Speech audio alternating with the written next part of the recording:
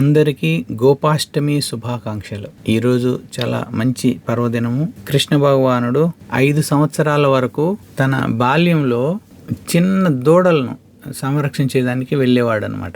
అంటే వాళ్లకు గోవులను కాయడం అంటే చాలా గొప్ప సేవగా భావించేవాళ్ళు అనమాట. గోవులకు సేవ చేయడం అనేది. కృష్ణ బలరాములు ఇద్దరు కూడా చిన్నప్పుడు గోదూడలను మేపేవాళ్ళు.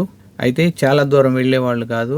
ఆ ఊరికి పొలిమేరల్లో మాత్రమే మేపేవాళ్ళు అనమాట దూడలను దగ్గరగా. పుట్టినప్పటి నుంచి 5 సంవత్సరాల వరకు ఉండే దశను కౌమారం అంటారు. 6 సంవత్సరాల నుంచి 10 సంవత్సరాల వరకు పౌగండ దశ. తర్వాత 11 సంవత్సరాల నుంచి 15 సంవత్సరాల వరకు కిషోర.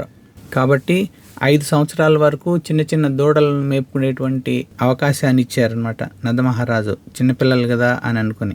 ఎప్పుడైతే వీళ్ళకు 6వ సంవత్సరం మొదలైందో వీళ్ళు వెళ్ళి యశోదమాత చెప్పుకుంటారు, మేము ఈ రోజు నుంచి గోవులు మేపుతాము అని అనేసి. అయితే ఆ విషయము నందమహారాజుకు యశోదమాత చెప్తుంది. పిల్లలకు 6వ సంవత్సరం మొదలైంది, వాళ్ళు గోవులు మేపాలని చాలా ఉత్సాహంతో ఉన్నారు అని. అప్పుడు నందమహారాజు బ్రాహ్మణులు పిలిపించి ఒక మంచి రోజును చూడమంటే అప్పుడు జ్యోతిష్యులంతా కలిసి ఈ కార్తీక శుక్లపక్ష అష్టమిని మంచి రోజుగా నిర్ణయిస్తారు. ఇది చాలా శుభప్రదమైనటువంటి రోజు. కాబట్టి ఈ రోజు గోవుల యొక్క సేవతో ప్రారంభించిన దానివల్ల అంతా కూడా ఐశ్వర్యంతోనూ సుభిక్షంగా ఉంటుంది ఈ బ్రజమండలం అంతా అనేసి వాళ్ళు ఆశీర్వదిస్తారు. అప్పుడు కృష్ణ బలరాములు ఇద్దరు కూడా గోపబాలురుగా ఆ రోజు నుంచి గోవులను రక్షించేటువంటి భాగ్యాన్ని తీసుకుని బృందావన అడవుల్లో ప్రవేశిస్తారు. బృందావనం అంతా కూడా పులకరిస్తుందన్నమాట. శ్రీకృష్ణ భగవానుడు బలరాముడు ఇద్దరు కలిసి గో సంరక్షణ కోసం వెళ్తారు. అయితే ఈరోజు రాధమ్మకు కూడా భలే ఇష్టం కలుగుతుందన్నమాట వాళ్ళతో పాటు బయలుదేరాలని. కానీ వాళ్ళ తల్లిదండ్రులు ఒప్పుకోరు అనమాట. అప్పుడు ఆమె గోపబాలుడిగా వేషం ధరించేసి వాళ్ళతో కలిసి ఆ బృందావన అడవుల్లోకి వెళ్తుందన్నమాట రాధమ్మ కూడా. ఈరోజు కొన్ని చోట్ల రాధమ్మ యొక్క పాదాలు కూడా కనపడేటట్లుగా అలంకరిస్తారనమాట.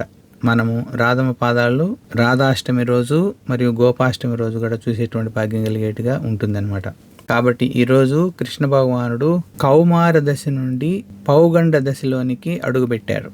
ఈ రోజు నుంచి గోవులను మేపుతూ ఉన్నారు కాబట్టి గోపాలుడిగా ప్రసిద్ధి చెందినారు అనమాట. అదేవిధంగా గోవులకు ఆనందాన్ని కలిగించాడు కదా. ఇంతవరకు దూడల దగ్గరే ఉన్నాడు, దూడలకు ఆనందం కలిగించారు. ఈ రోజు నుంచి గోవులకు ఆనందం కలిగిస్తున్నాడు కాబట్టి గోవిందుడుగా ప్రసిద్ధి చెందారు.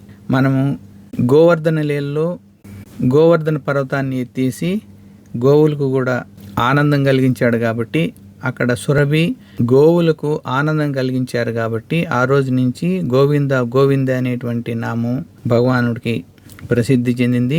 అదేవిధంగా ఈ రోజు నుంచి భగవంతుడు గోవులు వెంట వెళ్తున్నాడు కాబట్టి గోవింద అనేటువంటి నామం ప్రసిద్ధి చెందిందని అంటారు. గోవిందుడు గోవులతో కలిసి బలరాముడు గోపబాలురు రాధమ్మతో కలిసి ఆ బృందావన అడవులంతా కూడా తిరుగుతారు. ఆయన యొక్క రాక కోసం ఎప్పటి నుంచో ఎదురు చూస్తున్నటువంటి భూదేవి పులకరించేసి పచ్చదనంగాను పూలతో పరిమళంగాను చేసి ఆనందాన్ని కలిగించింది. అదేవిధంగా ఆ చుట్టుపక్కల పూలన్నీ కూడా సీజన్లతో సంబంధం లేకుండా ఒక్కొక్క సీజన్లో ఒక పూలు పూస్తాయి కదా, అట్లా లేకుండా అన్ని పూలు పూసాయంట. అదేవిధంగా సెలయేర్లన్నీ కూడా ఆహ్లాదంగా ప్రవహిస్తున్నాయి. గాలి కూడా మందరంగా వీస్తూ ఉందట. అంటే ఎక్కువగా లేకుండా ఎంతో ఆహ్లాదం కలిగించేటట్లు. అక్కడుండే చెట్లు కూడా కిందికి వంగి పండ్లు ఇచ్చేస్తున్నాయంట. కృష్ణభగవానుడు రండి తీసుకోండి, పండ్లు రెడీగా ఉన్నాయని అనేసి. కాబట్టి ప్రకృతి అంతా కూడా పులకరించి ఎంతో శోభాయమానంగా ఉంటూ భగవంతుడికి తన సేవను అందిస్తూ ఉందన్నమాట. కాబట్టి ఎంతో రమణీయంగా ఉండేటువంటి ఆ ప్రదేశాలు అన్నిటినీ చూస్తూ గోపబాలురు కృష్ణ బలరాములు రాధమ్మ అందరూ కూడా సంతోషించారు. ఈ దివ్యమైనటువంటి లీలలు చెప్పుకునేటువంటి భాగ్యం మనకు కూడా కలిగింది. గోపబాల్కి జై, గోపాల్కి జై, గోవిందుడికి జై. జై గోపాల్, జై గోవింద. సర్వేషాం గవాం సేవార్థం సర్వ పాప ప్రణాశనం బ్రజేశ్వర స్వరూపాయ గోవిందాయ నమోస్తుతే. గోమాతలను రక్షించడము సేవించడం అంటే నీకు ఎంతో ఇష్టం. నీవు పాపాలను నశింపజేసే పరమ దయామయుడవు. సకల జీవరాశులకు అధిపతివి మరియు సర్వ సృష్టికి ఆధారమైన నీ దివ్య చరణాలకు మా హృదయపూర్వక ప్రణామములు కృష్ణ. హరే కృష్ణ. గోపాష్టమి పర్వదిన మహామోత్సవికి జై. జగద్గురు శ్రీల ప్రభుపాదికి జై. అనంతకోటి వైష్ణవ భక్త బృందికి జై. నితాయ్ గౌర్ ప్రేమానందే. హరి హరి బోల్. హరే కృష్ణ.